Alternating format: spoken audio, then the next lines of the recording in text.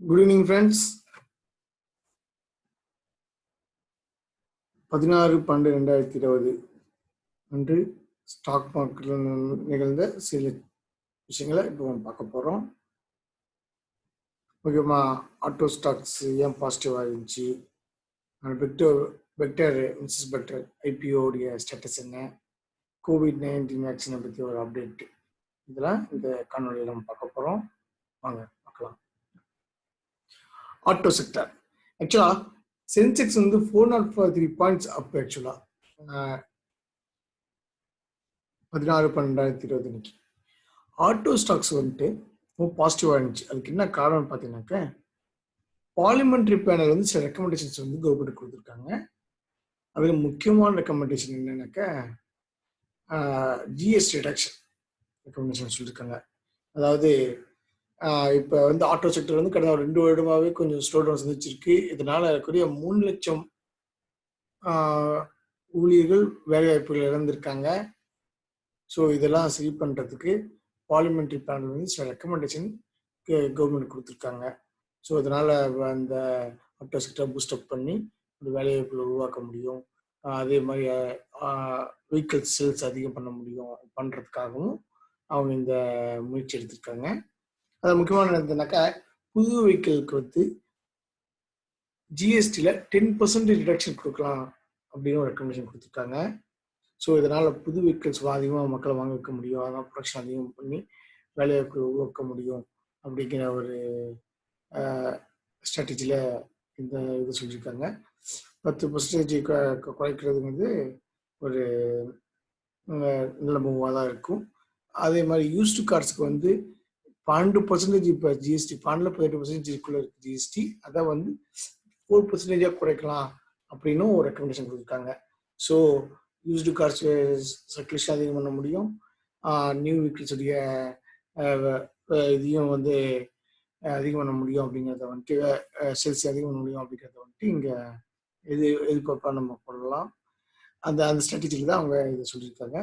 பொறுத்து பார்ப்போம். கவர்மெண்ட் இது ரெக்கமெண்டேஷன் தான், கவர்மெண்ட் என்ன முடிவெடுக்கிறது பொறுத்து பார்க்கணும்.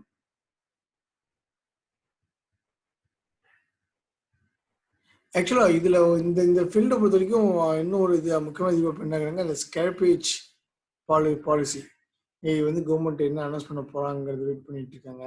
இந்த ஸ்கேர்பேஜ் பாலிசி டிபெண்ட் பண்ணி இந்த ஆட்டோ செக்டருக்கு ஒரு ரொம்ப பாசிட்டிவான அனௌன்ஸ்மெண்ட் கவர்மெண்ட் வந்துச்சுனாக்கா, அது இந்த ஆட்டோ செக்டருக்கு ஒரு பூஸ்டப்பாக இருக்கும். அது பாசிட்டிவாக வாய்ப்பு அதிகமாக இருக்கும். அதுக்கு ரொம்ப நாளாக வெயிட் பண்ணிட்டுருக்கோம். ஆக்சுவலாக COVID-19 வெயிட் பண்ணிட்டுருக்கோம். கடந்த ஒரு 2 வருடம் காலமாகவே பொறுத்து பார்ப்போம் கவர்மெண்ட் என்ன அனௌன்ஸ் பண்ண போகிறாங்க அப்படிங்கிறத.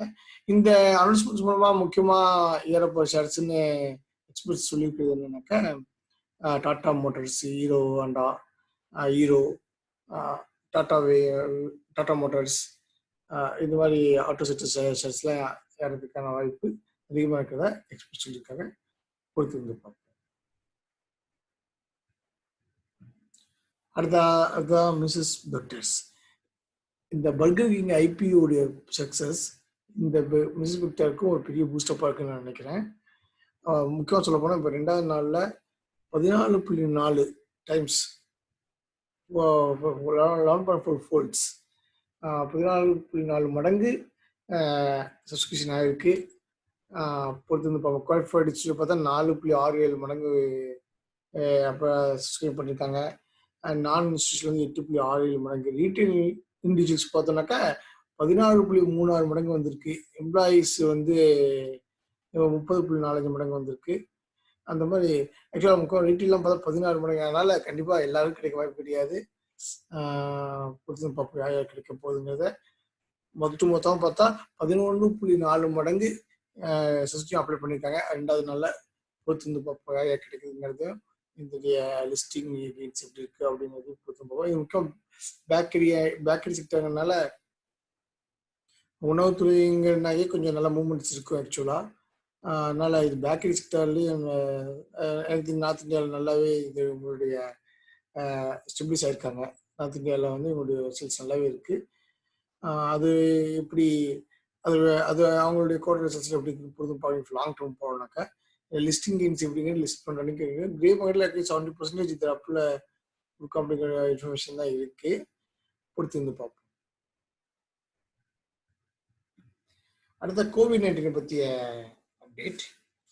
COVID-19 வேக்சின் வந்துட்டு சிங்கப்பூர் கவர்மெண்ட் வந்து அட்வான்ஸ் பர்ச்சேஸ் அக்ரிமெண்ட்ஸ் வந்து ஏற்படுத்தியிருக்காங்க.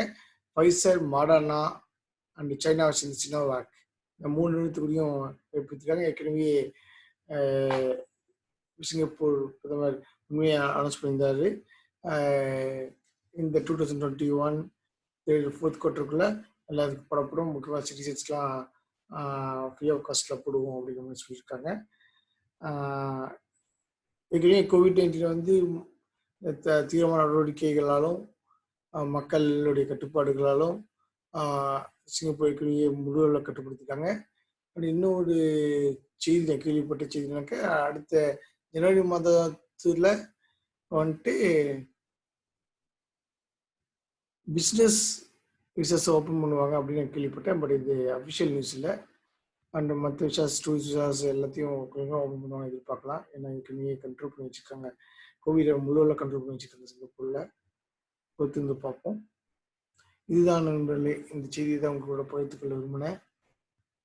நன்றி, வணக்கம். இந்த செய்தி உங்களுக்கு பிடிச்சிருந்துச்சுனாக்க பிரபாகர் நாடப் யூடியூப் சேனலை சப்ஸ்கிரைப் பண்ணுங்கள், ஷேர் பண்ணுங்கள், லைக் பண்ணுங்கள். நன்றி, வணக்கம்.